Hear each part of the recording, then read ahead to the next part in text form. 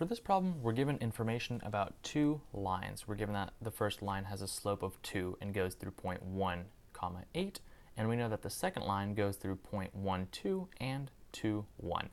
What we want to know is the point AB at which the intersection of these two lines occurs, and our actual answer for the problem is going to be just the sum of the x and y values of that point.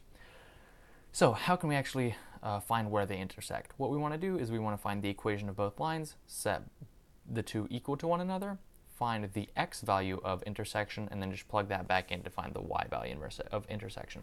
So how we can find the point for this, the equation for this first one is it's going to be just point-slope form. So quick reminder, that's this one. Okay, so we then, for L1, we know that it would be y minus 8 is equal to slope of m, so 2 times x minus the x value of that point, so 1. Working this out, we can drop the parentheses, equal to distribute the 2x minus 2, and just add 8 on both sides to get your slope-intercept form of 2x plus 6. Cool, so that's for L1. Now let's do the same for L2, set them equal to each other. So for L2, it's actually going to be a little bit more complicated, and that's because we're not given the slope, so we have to find the slope. So we know that our slope is our change in y over change in x, also known as rise over run. How much you rise over how much you run, right? So your change in y, I'll just say that this is 0.1, this is 0.2. Remember, it doesn't matter what you make 0.1 and 0.2 as long as you're consistent. So y2, 1 minus y1, that's 2, over x1, 2 minus x2 minus x1, so this will be our x1.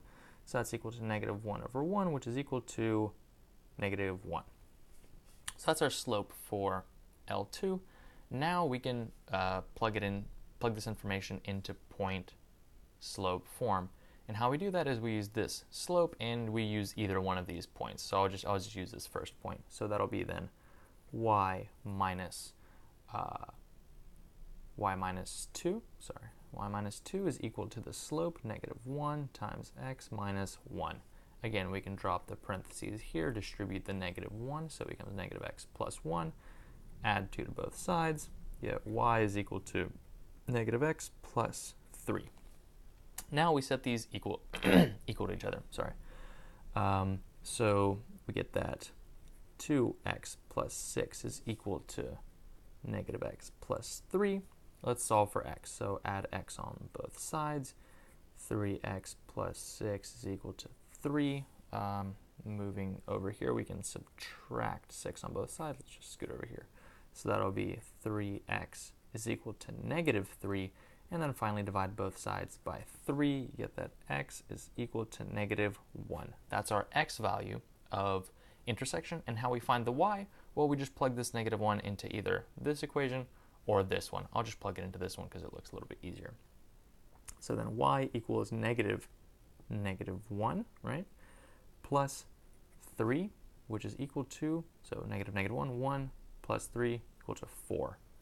So we know that our AB is negative 1, comma 4, and then our sum is just negative 1 plus 4, which is of course 3, which is answer choice B.